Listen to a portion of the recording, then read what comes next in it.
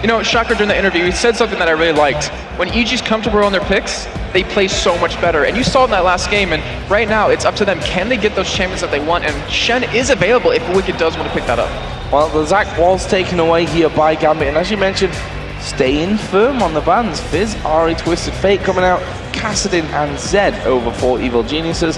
The thing from their side this time around is that they have the final pick available to them, so Froggen's got even more of a chance to counter Alex.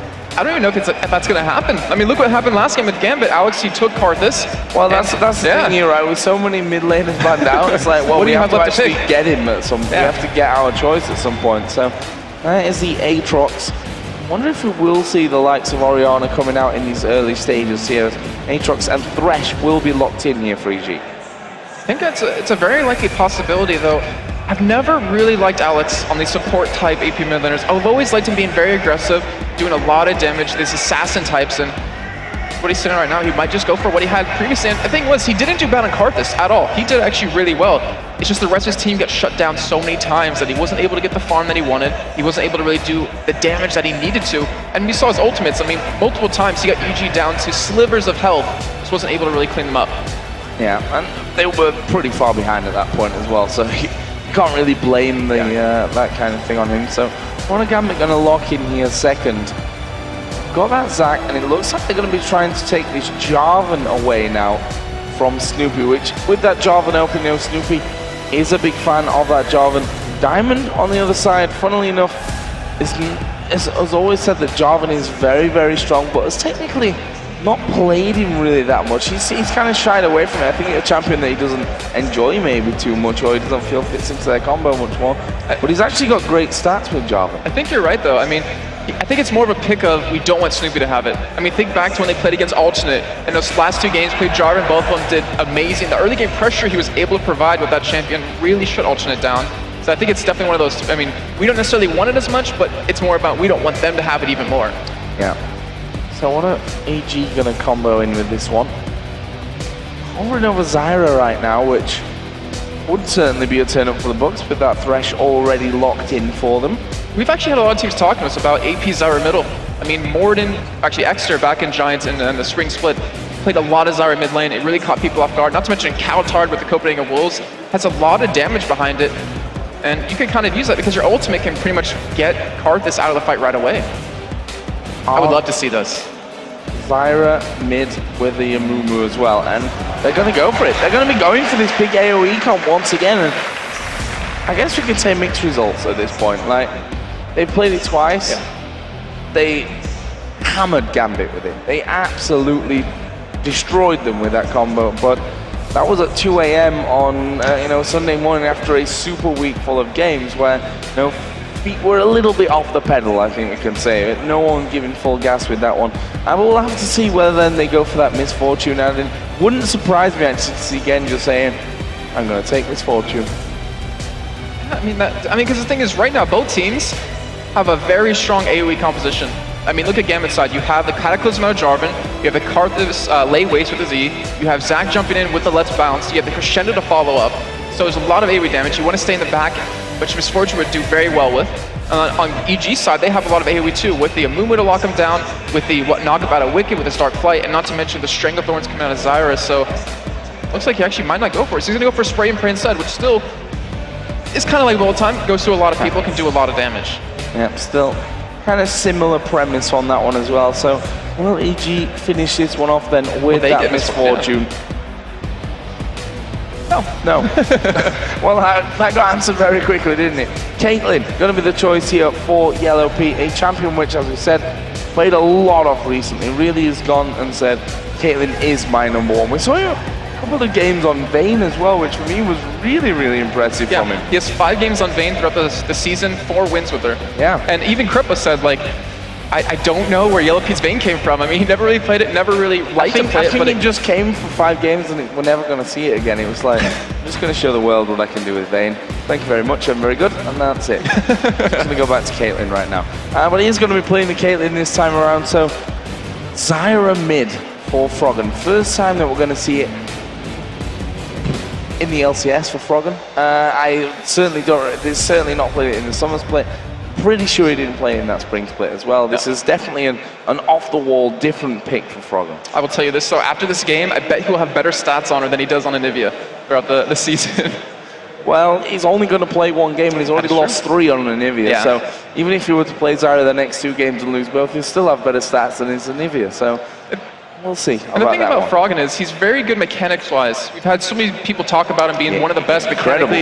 If you make a mistake, he will punish you for it. And Zyra can really be one of those champions with the plants. If you can time them, perfectly, get one to slow, get one for range. Not to mention the ultimate to be able to hit them to power them up even more. Like, if he can pull that off, like, that is a lot of damage coming down. Not to mention, with the Zyra, there is always threat of a very early Baron coming out of EG. So here we go. We're going to get into game, and I can't stress this enough right now. A spot in the World Finals, the last spot for Europe in the World Finals, are riding on this game. Right now, EG are 1-0 up, best of 3, so Gambit need to win 2 games in a row right now. They need to go unanswered for 2 matches against EG. It's going to be very tough for them, but if any team in Europe, maybe even in the world, can do it under pressure, Gambit might just be it. I have to completely agree, and I'm still just kind of stunned right now that one of these 2 teams won't be at Worlds after doing so well throughout the season, doing so well in Season 2 at the finals. But right now it's a battle of who wants it more. So here we go then, in-game, match number 2, Gambit versus EG. Can EG sew it up with a 2-0? Get the job done and get home, I think is what the plan is here for EG, but Gambit not the team that gives up pretty much ever. Oh, Crepo. Yeah. Did he go for it again? I think he did, and it went in the exact same spot. Was that 2 wards? Yeah, that was 2 wards out of him. Wow. Yeah, that's not quite gone to plan. Let's put it that way. Let's just pass over that for a minute and just let's ignore it. For Crepo's sake, I don't even know what happened. The start. Well, I'm not sure just went bottom, that was it? No what wards was going on there. Obviously, did put his Explorer ward in there as well, so it's how it goes sometimes. Not the end of the world for Evil Geniuses, but small things like that can make a difference at the end of the day. I definitely have to agree with that, and they wanted that early vision. I mean, he wanted to potentially throw that hook as they're setting up right now to go for a late invade on this red, and right now Gambit is set up for it. They are in position to take the red. If they can do that, if EG can stop them, that's a huge win for them. And I think they're going to go in at about 150 here, and they actually might be able to catch Voidal and Gensha because they're going to be doing double golds here, it looks like. Oh, this could be very dangerous. Are they going to ward? Actually, backing away from that one. They've gone down towards that bottom lane with the minion wave coming in. So EG going to get a free take on the red. The question is then, what does Diamond do? Does he go straight over to the red? They've got no vision of EG here, but at the same time, okay, so Froggen went over a ward on the top side, so that's going to be pretty obvious to them now. So it's all whether Diamond, does he go across, or what does he do right now? At the moment, he actually just went over towards the wall, but it looks like he is going to make that crossover to go to red. Yeah, because I think it's because they saw where Snoopy was going, so they know his red's gone. It's been taken away. He's going to have to steal it himself, and he should be able to get it for free. He does have a smite available. Snoopy used his on the enemy red, so he won't be able to have that to take it away, but we're gonna have those buff trades coming in that we typically always see. But one thing I do want to point out, Wicked, he went for a red pot again. He's gonna be very aggressive early on against Darian, and if actually both of them know how to play against each other because Wicked loves Zac, Darian loves Aatrox. It's kind of like, well, we know exactly how each other are gonna play. Most likely, I wouldn't be surprised to see it be a farm lane, but Diamond, he's already set up in this top lane. He wants to make this first blood happen on the Wicked, or just counter jungle, one of the 2. And the man that really brought us counter jungle in here in Europe as well, obviously, back in the day with that Shyvana. Still hoping that we get to see that at some point after its small resurgence at LPL over in China. We saw Naruto from TCM actually play it in the promotion tournament here. I don't remember how it did, though. Well, we need to see Diamond on it, right? It's like, if we're going to see Shyvana, it only counts if Diamond plays it. That's the fact. So right now we do see Snoopy coming down in towards his bottom lane. Diamond taking away his guns and taking away most of that Wraith camp as well there. So Snoopy down on this bottom side. Diamond is really capitalizing on that nicely. Yeah, and he's trying to make it so Snoopy won't hit that level 6 point where he really starts to shine. But Froggen, he's spotted going over to his Wraiths. Luckily, we'll be able to clear the camp though, so that means Snoopy will have that available when he gets back. And Diamond, I mean, he's not worried about ganking. He's just all about this counter jungling currently. And I wonder if he's going to go back in for these double golems, which right now Snoopy's headed up towards his top side. We could see a fight potentially break out here. It's going to be dangerous for, well, either side, depending on who kind of spots who first and what position they're in. There is Diamond again. Oh, he gets it! Snoopy actually managed to steal that one away. Say steal it, it was actually his to start with anyway. We are going to see them coming. Wicked taking a big amount of damage here. He's going to have to flash away from this one. His passive going to get popped, and Snoopy now has to bide his time, but Wicked not coming back in with so much health. And EG having to play it defensively after that one. I think they thought they could get a lot more from that than they did. Yeah, and in the end, that was a flash out of Diamond, a flash out and ignite out of Wicked. And Snoopy sticking towards his top side. He wants to counter Diamond if he goes back in yet again, but Diamond does back away. And overall, great job by both junglers just to realize where they're going to be and to kind of stop each other. The good thing for Wicked is obviously that lifesteal back here for him with Aatrox is going to bring him straight back up to a very healthy position. And Froggen shouldn't have too much of a hard time with Alex in this laning phase, to be honest, but he's massively behind. Yeah, I mean, I don't know how much he's been practicing Zyra. It takes a little bit of work to get used to last hit, but Froggen definitely will be able to pick that one up a little bit, I would imagine. And not to mention, you have the ability to take those wraiths over the wall with your plants once you get a little bit of ability power, so he'll be able to farm up quite well. It's less hitting that minion with that hook. But Diamond's coming around toward the bottom side. Will be spotted by a ward yet again. So EG, they're trying to control Diamond by warding up around the map again, just to kind of prevent him from having that early game start that he was unable to have last game. And that seems to be a bit of a key these days to beating Gambit, is to take Diamond out of the game, something that teams struggle with for so long. No one could ever take Diamond really out of a game. That was the problem, that he was so aggressive, he was so almost unashamed to be in your jungle the entire time, stealing everything away. And so many teams had problems with that, but he's had a very quiet Gamescom so far. Yeah, and it used to be camp Darien, get a lot of kills on him, force him to go on tilt, and then win from there, where on the other side, teams would just camp out Wicked, and if they're able to shut Diamond down, his early game impact is just not going to be there, and that's kind of, like you said earlier on, that's what Gambit's been able to depend on, and without Alex being able to play an assassin like Zed or play like a Fizz, he isn't as impactful in the game as he normally would be. So the bot laners there, we just saw a bit of a glimpse of them farming up. Genja got 2 out of his 3 Doran's blades that I'm pretty sure he's going to go for. It's not really that much of a wild guess, to be honest. He's been doing that for quite a while now. On the other side though, Vamp Scepter and a single Doran's blade already coming out for Yellow. Pretty much rinse and repeat from his side of things with this Caitlyn. Yeah, Froggen did steal away that big wraith, which, you know, to be fair to Snoopy, he actually spent a lot of time early game on, you know, pressuring the lanes, but he's done really well to come back in terms of the levels and CS from that. Yeah, I mean, he's currently sitting very pretty at level 5, and when he hits that 6 point, that's where his ganks become really impressive, and if you can land it onto, let's say, mid lane, you have a Grass Break to follow that up with, you have a lot of control with the Stranglethorns, you have a lot of damage behind that, not to mention even bottom lane. If you hit them, you have the hook to follow up. Top lane, you have Wicked to follow up with that Aatrox, with that knockup of Dark Flight, not to mention the slow, so there's a lot of lanes he can really gank. And also the pressure that they can put onto Dragon, because both teams want to force these team fights, and that would be kind of the ideal place for it to happen. So here we see a bit of a pink ward battle, and just in time here for Snoopy getting towards level 6. And he does have a pink ward of his own here as well. And right now, EG, all 5 men down bottom. Yeah, they're going to go for Dragon off of this, and very rightly sure they should be. They have that plans if Froggen doesn't want to come down. They have the pink ward onto Snoopy. That's why I invested money into it. And it's going to pay off, it looks like. As right now, Gambit does have a ward, but it's not really in position to spot the Dragon being done. And Gambit, they're just going to give this one up. Yeah, that is gone. There's no way that Gambit are going to be able to come around for this one. That's going to give EG an early lead here, picking up Dragon number 1 of this second game. That puts them 11 to 10,000 gold up, and literally just that Dragon there is the difference between the two.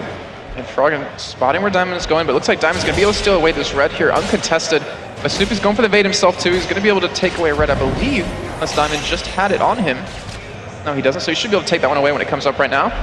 And after this, we might see him gank bottom because he's level 6. He has that flash available. And it looks like Voido's actually to come and spot him taking this red. Let's see if they can actually do anything about this one there. Voidal coming through. There is a wall of pain going down. Lantern Thrown down by Crepo, and he's able to get himself to safety. They land the hook there on towards Genja. There is the ultimate coming out. Genja not quite able to get out of range, but Riley's cursed the Sad Mummy down and not really utilizing it to its full potential. And yeah, and the thing was, during that fight, Voidal wasn't level 6 yet. They wouldn't have that crescendo to stop the gank, but unfortunately for them, they just kind of, I guess, a little bit of miscommunication, didn't really have the damage to follow it up, but Voidal getting caught now. He's surely going to go down from this one. We do see the Requiem coming in there as well. First blood is going to be picked up here by Yellow Pete, but can they keep going through? Genja will take down Crepo, but Pete actually walking away from that one. That was a passive from Wicked actually popped in the top lane. And this is what we didn't see out of Alex last game. Any ultimates coming in the early to mid game, and he wasn't really able to pick up any kills or assists as he got right there. Now he's at 109 CS, he's farmed up quite well. He's even sitting on 1600 gold to back with, but assuming he will be going for that Rod of Ages anyways. And so far, great job by Gambit to just kind of brush off that last game, come into this one with a fresh new mind, and they're closing that gold lead. So 1900 gold Pete now got himself after building up this CS lead, plus getting that first blood in there. Then losing his support, but it was all about the first blood pickup that was important to him. It's going to allow him to go home and be sitting very, very pretty once he comes back into the lane. And look at the pink ward investment that Crepo's been putting down towards that bottom side.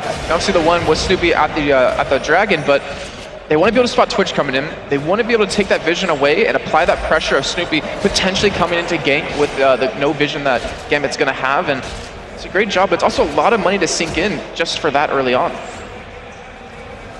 Let's see how that develops. He's got himself another one there as well, so let's see that coming down here shortly. Obviously, always nice to keep control of those brushes as well. When you've got the Thresh in there to throw those hooks out. See if he keeps going for that one as well. Voidal is level 6 as well, so they need to be careful of flash crescendo, something that Crepo has certainly mastered in most games. Let's just put that little disclaimer in there. He said himself, first game against Alternate was pretty much, or second game, he was pretty much missing every single flash crescendo that he went for. We'll see if Voidal has got that in him for this one. So let's have a look down the CS in other lanes. Still, Alex Ich having a decent lead over Froggen in that mid lane. And Froggen actually responding with that Spirit of the Spectre, as you do see right now, Wicked getting caught in this top lane. Yeah, he's going to get his passive popped here, but Darian, is he going to be in trouble from this one? There is Curse of the Sad Mummy coming down. Wicked has to get behind the turret here, and that passive is going to be popped, but I don't think Snoopy's got enough to finish off Cell Division. There is Cataclysm, and Snoopy flashes away. Both of them going super low, but surviving somehow there in the end. And that should be a turret for Gambit because they're able to push them out. A great job, Diamond, to counter that. And they're actually going in. Diamond even flashing for it, but he was able to jump away quick enough. But that will be the first turret of the game going over to Gambit if they do decide to take it. And also the gold lead for them. Yep, gold lead going to come swinging back on towards their side. And actually will leave us pretty much bang level either way. With that first dragon going over, of course, to Evil Geniuses. And as that turret goes down, we see there not even 100 gold difference between these two right now. Probably just a ward, probably a pink ward that Crepo's had there to put down between them. So all good stuff at this stage. Very, very close game. Very tense game as well. And you can understand why. EG can win it with this one, can book their place at Worlds. Gambit can lose it all, basically. If they lose this one, they're not going to go to Worlds. If they win this one, they've still got a long way to go with another game to play. And I was actually just thinking back to those tiebreaker matches that we had last week. EG had the higher seed versus Gambit in their first playoff game, or tiebreaker game, and they chose red side.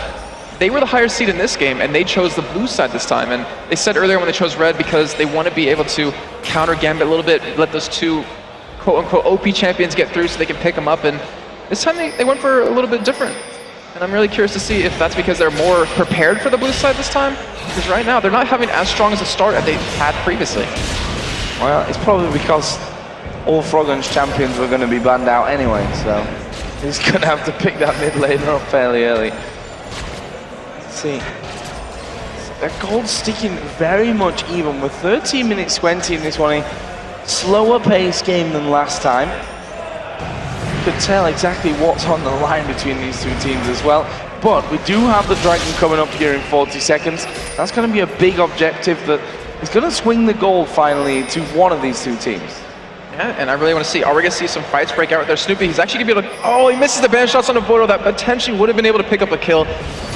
You also have to remember, Alex, he's a lot more on the line than just going to Worlds. He might not be able to go home if he loses. His wife won't let him back in the house. Yeah, that's another motivational factor. We saw it in the video earlier. He basically said, my wife's not going to let me home. He's homeless after this. Possibly. Let's put that disclaimer in there because we never quite know. But that just kind of amplifies, obviously, what's going on. Pretty sure his wife will let him home even if they were to lose. But you get the point there. Pride on the line for these guys as much as anything else as well. Right now, are they going to be able to get in towards Genja? Snoopy. He's committed a lot of time down here bottom, and he was spotted obviously earlier on, but he stuck around to go for that gank, not to mention to go for the Dragon that comes up, but Wicked getting caught here. Yeah, Darian actually going to go heavily onto him from this one. We do see the jump away, the Dark Flight was interrupted, but look at that life steal back there for Wicked. The minions hitting away on him, and he actually is able to walk away now. Froggen getting himself caught out. There go the Strangle Thorns, here come the rest of the team. Froggen flashes away, brilliant play. Are they going to get now on towards Alex? Box goes down, Voidal coming from the side. There's a flash away from Crepo. He's in no man's land right now. He's in the enemy jungle. There is the Requiem coming down. Froggen not able to survive that one. Crepo almost died to it as well. He will possibly be able to recall. Let's get down there to him because we are going to see Sona coming in towards the jungle, and he does just about just get back. Barely in. Just about. And you see the burst potential coming out of Zyra there. Froggen, fantastic job to kill Diamond. And I think with Snoopy, he was able to keep his ultimate alive. As we're going to check out that replay real quickly, is Froggen, I mean, he kind of really gets caught here. He gets those plants down, he gets the ultimate off, and he keeps the ultimate in range of his plants, so they get powered up even more. And Alex even takes a huge chunk of damage from that. Alex was even forced to commit that exhaust right there just to kind of keep Crepo off of his back. And then Alex feeling safe, even flashes to go for his ultimate right there just to get out of range of Snoopy for a bandage toss, picking up the kill, picking up that blue buff, and really keeping Gambit even. Froggen was actually really close to get out of that one, but as you said, caught with his plants down. So here we go then, Dragon is going to go over towards Gambit. Easy pickup for them, nothing that Evil Genius is able to do. That starts to build their lead in their favor as Genja takes a big hit of damage, but is he going to be able to finish off Yellow Pete? And actually not quite as they start fighting outside of the Dragon Pit here again. There is the curse to the side mummy. Diamond goes low. Crepo thrashing him down there. Darian also falling pretty low from this. And now Froggen is joining the fight. He doesn't have a flash available. Wicked, will he make the jump over? No. They're just going to back off, and they're happy with the kill there. Yeah, it looks like they'll be able to push middle down as well with their 4 men grouped up here. Not very healthy, but right now Alex really isn't in position. And they could easily go, I don't want to say easily, but they could go for a dive on him. It won't be that easy, especially with Darian sticking around. But great job by EG to at least pick up a kill right there. And hopefully for them, a turret. Well, wow, Darian diving in there. Wicked having his passive pop from that one. He's going to have to fly away from that. And again, struggling here underneath the turret. But we start to see now that Froggen building up some good AP. On the other side, Alex already got that Catalyst and Protector in with that tier stacking for quite a while now. 80 carries, Bloodthirster, Pickaxe. Yellow Pete once again going for that build that we've seen from time and time again. Yellow Thirster. Bloodthirster into Last Whisper on the other side. The Blade of the Rune King for Genja. And currently, Alex, he's sitting on about 2,800 gold to back with, so he's already doing quite a bit of damage. That power spike's going to come through even more when he finishes that Rod of Ages. And that Blade of the Rune King on Genja, I mean, it's a pretty common item on a Twitch because you do get the extra proc from that on your spray and pray through all those champions. And then Yellow Pete. So let's go for that Bloodthirster Last Whisper combo. So his ultimate does a lot of damage. He can deal with anyone that jumps into him, which Darian and Diamond are going for, and helps give him that extra survivability with the Bloodthirster. So one thing that is most definitely different this game around is that Darian is having a much better time of things, and you see that in his play, how much more confident he's feeling, how much more focused he is on the game. Last time around, obviously playing that Shen, and he was kind of all over the place, getting caught out left and right. This time though, he's been starting off a lot of fights and has been dominating Wicked in his top lane. You can see the CS difference, but it's really been visible in the fights up there. Wicked's not really had his passive available much of the time. Crepo kind of getting caught here. Actually, ultimate coming out of Jarvan. Yeah, he's actually probably going to die here from this one. We did see Crescendo come down. Genja is able to come in and mop up that one. Now we'll leave him at 2-0. Pink Ward's going down as well. They want to try and steal blue. No, not quite. Well, actually, they are. They're going to stick around for this one, but Snoopy and Froggen are on the backside here, so they need to be careful. And by careful, I mean just fast. Take it away before they can do anything. Great job by Gambit just to catch Crepo out of position. That minion's still alive right there, so the blue hasn't been reset just yet. We do see, though, on your minimap, Diamond still sticking around. and really trying to put the pressure on Snoopy. They're really trying to control that jungle, which Diamond is so well known for.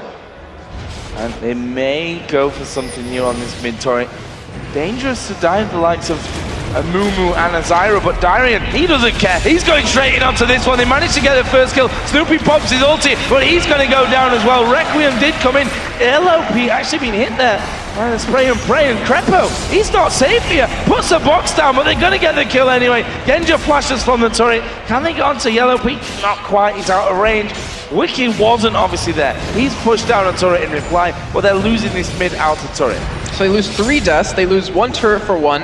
Overall, just a poor engage by Evil Geniuses, or I guess you can say a fantastic engage out of Gambit. I was going to catch the replay of that, and Frog and Zyra, a very squishy champion, just gets right on top of them, and they even lock them down in that whole Amuma ultimate mixed in with the Zyra ulti, but Genja not being hit the whole time. Yellow Pete and Crepo weren't really there, and as we saw, Wicked was just in that top side, and Crepo, I'm not really sure why he went for that pull, because he just got locked down. Maybe he's hoping the box would keep them under the turret long enough that Yellow Pete would be able to pick up the kill, but as we saw there, it fortunately didn't work for him. So a definitely different Gambit here in game number 2 than we saw in game number 1. Let's probably say the same for Evil Genius as well, running a different type of combination from this. After the ban stayed the same, but Darian took away Snoopy's Zac, which he would have picked again if that Zac was available to him. And they're gonna performance. They're gonna go for it. They do have the plants down. Oh, we do see a ward coming from Darian though. He's gonna be able to stop this right here. They committed that pink ward to kind of go for something like that, as we mentioned in the picks and bans. But great job again to stop that and turn it around. And right now, look at Alex. He is just walking all over at Frog. And in terms of CS, pretty much 50 up at this point, 2-0 and 2. Not to mention almost a 2,000 gold lead currently. Those layways starting to really sting as they land onto people. Rod of Ages, Archangel, Safka blasting one as well, as they are going to hook Darian in there, but he's Darian. He's going to bounce around the team. There's a 3-man crescendo. Here come the rest of Gambit. They're going to lock them up there with the Cataclysm, and they managed to pick up 2 kills from that one. Can they go any further? I said 2 kills. I just made that up. I don't know. There weren't 2 kills at all. Darian died, and that was it. He died twice though, at least, Joe. Maybe that's where he got the 2 from. That's it. 2 kills on Darian. But we do see Gambit, they're still being aggressive here. They want to push for this turret. We do have the Curse of Side moment coming up in just a second though, so we could see potentially engage, but Frog, he was back at base. Snoopy was back at base, and a great job by Gambit just to realize where they were and pick up that free turret. The thing about Gambit is, if you give them a small lead, they will make it so much bigger, so much quicker than a lot of the teams around, you know? They capitalize on mistakes and any kind of advantage that you give them so often, as we see once again Crepo out of position. He's going to possibly go down from this one. Will be finished off there by Alex Hitch, but they're going to get the kill back on towards Alex, and as I say that, somehow manages to walk away there. He gets himself a double kill, and he's still alive, just walking away from this one. Yellow Pete tries to chase in, but 3 men going down instantly there, and they still weren't able to finish off the Karthus. I don't think it's over just yet. Frog and Cookie got here. He doesn't have flash to get away. Yeah, and the Requiem is available now as well. There is the slow coming down from him. Tonya's going to be used here by Froggen, but that means he's vulnerable then to that Requiem. They're not even going to need it. It's a kill for Genja. He's now unstoppable at 5-0-4. And I don't know why EG went in for that engage, because the whole point of their composition is to have their ultimate stacked on top of each other. As you're going to see, Snoopy, he goes in, but Froggen, he's not really here in this fight. He doesn't have his ultimate available, because that was a perfect ultimate coming out of Snoopy right there, but then they just get spread out. They don't have that sustained damage that Gambit has with that Karthus, with Genja not even being hit, and they take that fight pretty easy out of Gambit, able to turn that around considering EG was the one to force the fight.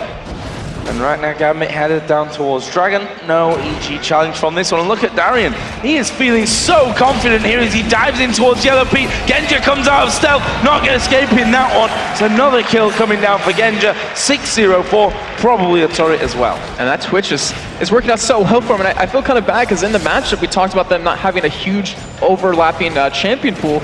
As we've seen Yellow Pete play Twitch quite a few times. I believe it was 6. And he's doing fantastic. Like you said, 6-0-4, has that Blade of the Rune King, has the money for Infinity Edge when he does go back, and not to mention Alex, he's 4-0-3, Death Cup almost done. Gambit pushing this inhibitor turret, and it looks like they want to finish the game soon. Well, they are going to be able to take down that inhibitor turret. They're going on towards Snoopy. He will go across to the lantern there, but that pretty much leaves this inhibitor completely open for things. Are they going to be able to take that one down? Layways coming in, hook from Crepo, won't quite land onto its target. That will mean that Gambit back away from this one with close to a 10,000 gold lead. And we got to take a second here to look at what's happening. Gambit, when they take an inhibitor, they mean to close out the game. Between these two teams facing off, the team that got the first inhibitor finished the game in 54 seconds. And that kind of shows that one team's gonna pick up Baron, they're gonna rush that inhibitor, and they're gonna rush for the win. And I really want to see Gambit. Are they gonna go for that Baron here? I'm gonna go out on a limb and say your stat means nothing in this game because they're not gonna do it in 54 seconds. It's gonna take a little bit longer. Well, the inhibitor hasn't gone down yet. EG was able to defend it. Technicality, I suppose. That may happen, but we're only 24 minutes into this one. So far been a very, very quick game between these two teams. Still, things could change around, but Gambit, they're not a team that really like to give up leads. I say that in all respect to EG, who have come back from an incredible deficit against Gambit before, obviously. Now, Gambit actually setting things up here. Darian, is he going to slingshot in there? No. Realizes that Froggen decided to actually walk away from that one wisely enough because Darian has not been scared to get down and dirty with that Let's Bounce. The thing is, right now, with them having this war control with the Oracle on Void, I do see the engage come out of EG. Yeah, but I'm not sure it's the right one here. Snoopy obviously going to be able to get his ulti down. There is a crescendo to stop them. Snoopy not actually ulted right now, and they're focusing on Wicked down on that backside. He's going to get that Bloodwell pop, but he's not going to be able to walk away from it. Darian picks up that kill. Yellow Pete goes down on the backside. Double kill in the end for Alex Hitch. And right now we see Darian diving over towards Froggen. He's in no man's land here. It's a case of time, a case of when he goes down from this. Snoopy did manage to get away. Froggen Zonya's up. Diamond just slams down his sword, and that will be 4 deaths here from Evil Geniuses. Gambit not losing a single man. Yeah, as we're seeing this replay, like Voido, he gets caught, but he flashes out of it. And you see Snoopy, he doesn't have a good position for an ultimate. He cannot lock down multiple members of Gambit, and because of that, because of Gambit so spread out, they're able to pick them off one by one. And see on this top side, Alex just not being stopped at all. He's just able to hammer away. And you see those lateways. We talked about them doing a lot of damage. You see it right there, and they're able to push them out. Of course, Froggen wouldn't be able to survive on that top side, but as you just saw, Gambit did pick up that Baron right there. Baron picked up. That leaves them now 12,000 gold in the lead. And with the inhibitor about to go surely down, it's an open inhibitor there for the taking. That whole statistic of 54 seconds might not be so far away from reality at this point with how far ahead they are with that Baron befronting. And the thing is about Gambit is, over the regular season of the summer split, they've taken 14 Barons. That's the 7th lowest in the split. And that kind of means that they don't need Baron to finish. And if they do take it, they're just going to win on you. Like, they plan to win from it. They don't need to pick up multiple Barons to finish a game. And with that inhibitor open, with Gambit backing away with a lot of gold to spend, it's going to be very dangerous. I mean, Alex, he has a Death Cap done and another nuclear rod on top of that. I think it's safe to say that Froggen's not playing Zyra anymore after this game. He's not had a good time of things. 1-4-1. Darian charging up here. Is he going to dive in? Yes, he is. Team's nowhere near him, but he's going in there. Let's Bounce coming down. He's going to get hooked up in the air as the ace in the hole comes through. Not really doing too much damage. That didn't get used at all. Froggen going to die. Zonya's came out from him in the end, but that is Gambit picking up the first inhibitor of the game. Are they going to go down to the bottom, or are they going to try for the win? I think they might go for the win here. I mean, they have the tankiest to do it. They have the Baron regen as Genja's just hitting it for fun. And they're going to be able to take this game back. Joe, we're going to see a third game. We are going to be seeing a third game here. Alex finishing off that turret. He's actually got right into the middle of the team. They're going for more kills as the Curse of the Sand Mummy comes down. Crescendo comes back there. Diamond now on a killing spree as he picks off Wicked. And nice block from that one. I think Alex would have actually gone down from that one. Genja finishing off the second Nexus turret. They're going to finish off the Nexus itself, and we are going to game number 3 to decide our third and final team here from Europe to go to the World Championships. And Joe, you said Gambit, when they're in that high pressure situation, when their backs are against the wall, they come out swinging, and they really showed it right there, able to pull that game back in a very one-sided fashion. We finished off 17-4 for them, 49,000 gold to 34,000, and not to mention Alex 6-0-7. We had Genja go 6-0-7, just ridiculous scores across the board. You have to wonder now what this means for EG. Very confident, very solid win in game number 1. You can see how hard it is for them in this. Look at Crepo, completely I'd like to say chilled, but I don't think that's his chilled face right now. I think It's that's a little frustrated. That's his worried face at this point. I mean, winning game number 1 so convincingly, let's be fair, losing game number 2 so convincingly, it's really hard to call, isn't it? We've seen 2 games, they've both gone one-sided to one team. How do you possibly call game number 3? I don't think you can. I think the only way you can go about it is play what you enjoy playing. I mean, EG, they did really well on the blue side. Gambit did really well on the blue side, but now EG is going to have blue side yet again for this 3rd game. I don't want to say it's a big difference because statistically wise, there's not really a difference between who wins more on which side, but I mean, in the whole mentality though, I mean, just being on blue, you might think about it differently and you might have a more confidence going into the game. Well, both teams are going to have a bit of time to talk over things. They're definitely going to have a big plan coming into game number 3 to decide who goes to Worlds. But for now, we're going to go over to Quickshot and Kobe to break down the key plays of Gambit's Game 2 win. Well, thank you very much, Joe. It was a stark contrast, night and day from game 1 to game 2. All of a sudden, Gambit, they find the gear that they were missing and stalling on in game 1. Before we talk about the game, pick some bands. Zach and Aatrox this time around, we do see them in 2 teams' hands. Once again, EU sticking to the tried and true. But mid lane Zyra, did you see anything else that you liked or disliked from these comps? So these comps were really Gambit. They stuck with the exact same bands, and they made their adjustment in their first pick. It seems like EG sort of reminded Gambit of the playstyle that they like to do, and going for those dives after they get ahead a little bit. First picking Zach meant the world to them. It changed everything. That took it away from Snoopy. That was his very comfortable jungler that he wanted to use. And with EG going with Aatrox after that, Wicked didn't even get to have his strong top lane Aatrox because Zach is so strong. And with just a little bit of attention from Diamond, Darian was able to own that one. So we've seen another game where it was more about the tower dives and the in-your-face fighting that led to objectives. This time around, it was Gambit that was making it work for them. Were they doing anything exceptional, or was it just really that revive passive and diving in?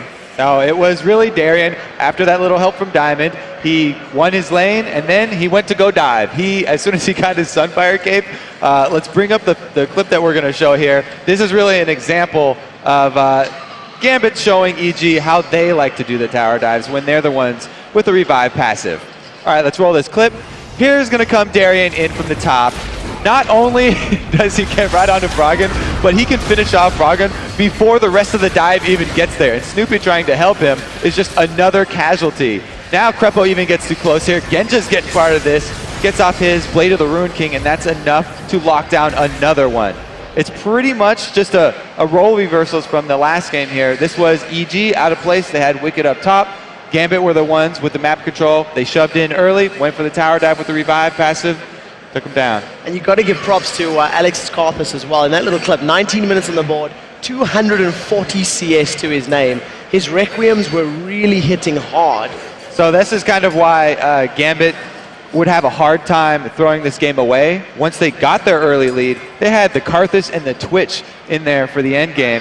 And EG again went with their AoE combo build where they got the Zyra after they already had a support Thresh because they tried to take away Thresh from Gambit being one of their most favorite first picks. It didn't really come together. They again tried to have those 2 very big AoE ultimates and they got spread out, weren't able to do the combo once again. Well, we'll have to see in game 3 whoever gets ahead in the early game because both teams have the ability to just roll through their opponents.